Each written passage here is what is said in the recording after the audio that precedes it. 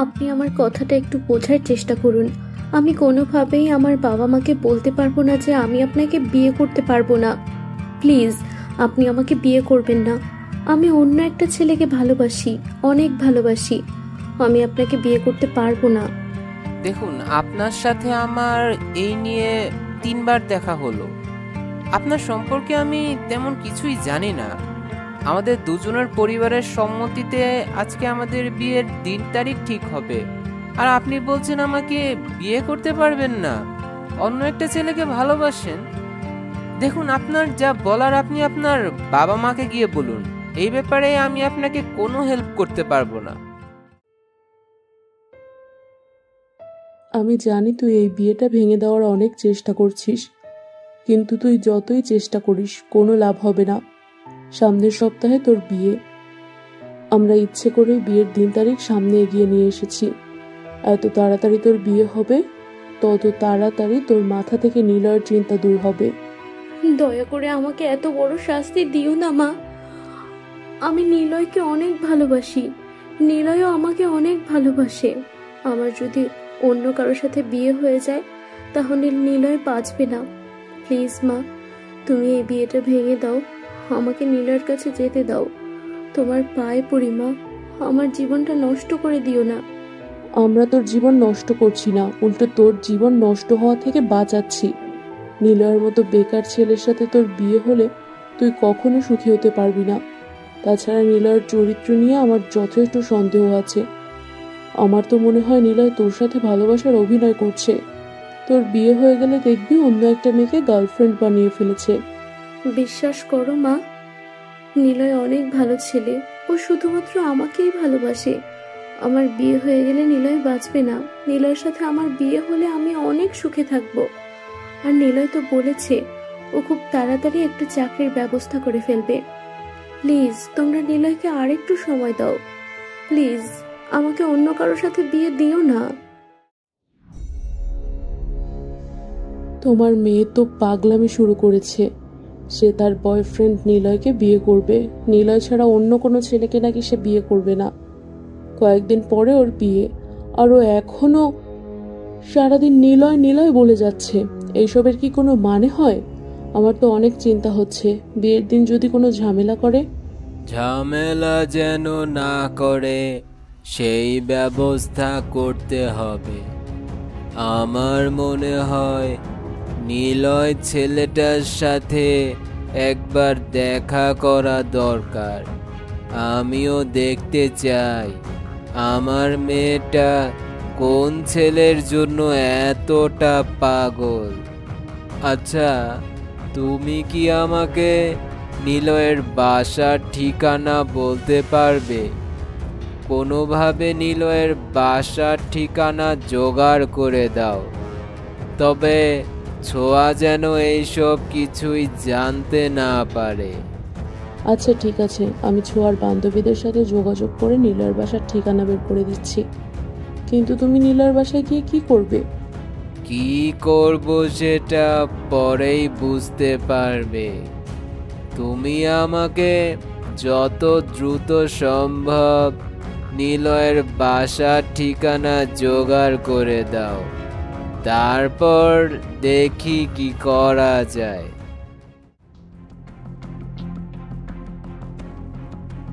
বাহ, চমৎকার! খুব ভালোই তো ফুর্তি করছো। তা এই মেয়েটা কে সেটা কি জানতে পারি? আপনি কি, আর আপনি আমার রুমে কিভাবে ঢুকেছেন? আমি কে ওই পরিচয় পরে দিচ্ছি। প্রথমেই বলি আমি কিভাবে তোমার রুমের ভেতরে এসেছি। আসলে তোমরা যে কজন ছেলে মিলে এই ফ্ল্যাট ভাড়া নিয়েছো, তাদের মধ্যে 2 জন আমার ফ্যাক্টরিতে কাজ করে। ওদের কাছে এই ফ্ল্যাটের চাবি নিয়ে ভেতরে আসতে পেরেছি, আর এসেই দেখি তুমি মেয়েটার সাথে ব্যস্ত সময় কাটাচ্ছ। চমৎকার, খুবই ভালো। দেখুন, আমার ব্যক্তিগত ব্যাপার নিয়ে কোনো কথা বলবেন না। আমার রুমের মধ্যে আমি যা ইচ্ছা তা করতে পারি। আপনি এসব নিয়ে কেন জিজ্ঞেস করছেন? আসলেই তো, আমি কে এখন মনে হচ্ছে আমার পরিচয়টা তোমাকে দিতেই হবে। আমি হচ্ছি ছোঁয়ার বাবা, যে সারাদিন নিলয় নিলয় করে পাগল হয়ে যাচ্ছে। ছোঁয়া মনে করে সে যদি অন্য কাউকে বিয়ে করে তাহলে নাকি নিলয় বাঁচবে না, অথচ আমি তো দেখছি অন্য কিছু। ও আচ্ছা, আপনি তাহলে ছোঁয়ার বাবা? ছোঁয়ার তো বিয়ে ঠিক হয়ে গেছে, এখন আর আমার ওর প্রতি কোনো ইন্টারেস্ট নেই। ওকে তো বলেছিলাম বাসা থেকে 10 লাখ টাকা নিয়ে আসতে, তারপর আমরা পালিয়ে বিয়ে করব, কিন্তু ও পালিয়ে বিয়ে করতে চায়নি। শুনে খুশি হলাম যে আমার মেয়ে তোমার সাথে পালিয়ে বিয়ে করতে রাজি হয়নি। ও যদি তোমাকে বিয়ে করতো তাহলে ওর যে কি অবস্থা হতো সেটা তো আমি আমার নিজের চোখের সামনেই দেখতে পাচ্ছি। যাই হোক, এই মেয়েটাকে তোমার নতুন গার্লফ্রেন্ড বুঝি? আরে না, এই বয়স্ক মহিলা আমার গার্লফ্রেন্ড হতে যাবে কেন? তার ডিভোর্স হয়ে গেছে, স্বামী নেই, স্বামীর ভালোবাসা পায় না, তাই আমার কাছে এসেছে ভালোবাসা পেতে। সে টাকা দিয়েছে, তাকে আমি ভালোবাসা দিচ্ছি, টাকার বিনিময়ে ভালোবাসা। বুঝলাম, টাকার বিনিময়ে সব কিছুই করতে পারো। তা আমি যদি তোমাকে টাকা দেই তাহলে তুমি কি আমার মেয়েকে গিয়ে বলতে পারবে যে তুমি তাকে ভালোবাসো না? কত টাকা দেবেন আপনার মেয়ের হৃদয় ভাঙার জন্য? যদিও আমার অনেক কষ্ট হবে, কারণ আপনার মেয়েটা অনেক বোকা, সে আমাকে সত্যিই অনেক ভালোবাসে। যাই হোক, টাকা কিন্তু 10 লাখই দিতে হবে।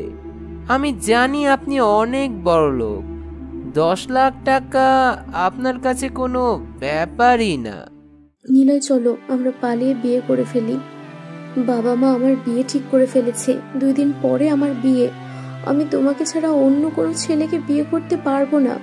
তোমাকে ছাড়া অন্য কারোর সাথে আমি ঘর সংসার করতে পারবো না। চলো আমরা আজকেই বিয়ে করে ফেলি। তোমাকে তো আগেই বলেছিলাম পালিয়ে বিয়ে করার কথা, তখন তো রাজি হওনি।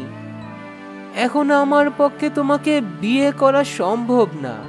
তোমার বাবা মা যার সাথে তোমার বিয়ে ঠিক করেছে তাকে বিয়ে করে বাকি জীবনটা সুখে কাটাও।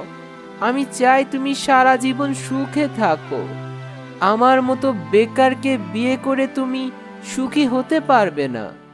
আমি জানতাম তুমি এইটাই বলবে, কারণ তুমি তো 10 লাখ টাকার বিনিময়ে আমাদের ভালোবাসা বিক্রি করে দিয়েছো।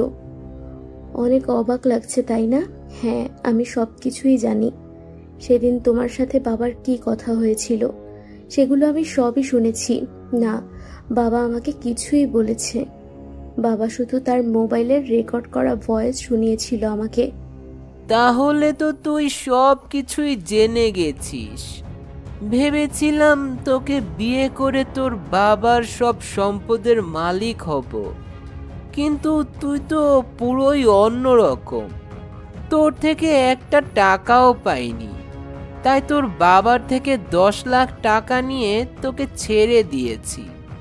না, তুমি আমাকে ছেড়ে দাওনি, আমি নিজেই তোমাকে ছেড়ে দিয়েছি। আসলেই আমি অনেক বোকা, কারণ আমি মানুষ চিনতে ভুল করেছি, কারণ আমি তোমার মতো একটা ছেলেকে মন প্রাণ দিয়ে ভালোবেসেছি। আসলেই আমি অনেক বড় বোকা।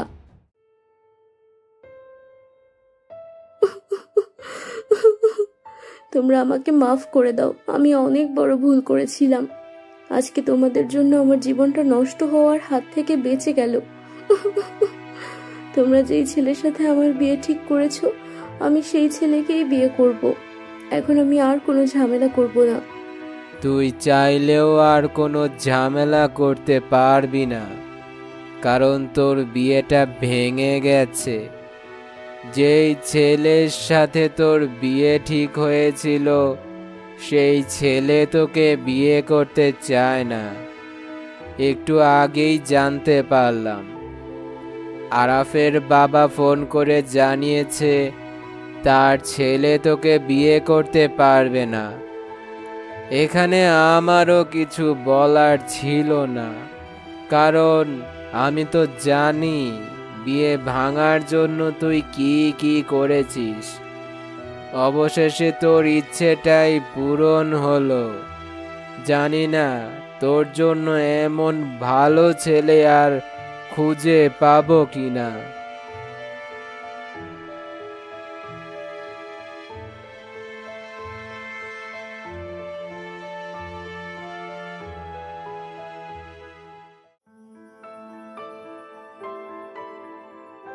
আপনার বাবার জন্য অনেক খারাপ লাগছে।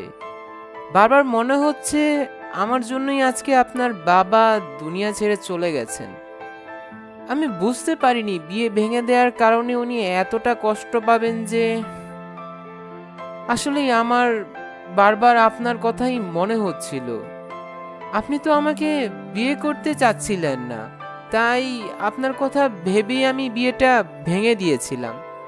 বাবার মৃত্যুর জন্য আপনি কোনোভাবেই দায়ী না, আমি এর জন্য দায়ী। সেদিন আমাদের বাড়িতে অনেক ঘটনা ঘটেছিল, সেই সব ঘটনা সারাদিন বলেও শেষ করা যাবে না, আর আমি সেই সব বলে আপনার সময় নষ্ট করতে চাই না।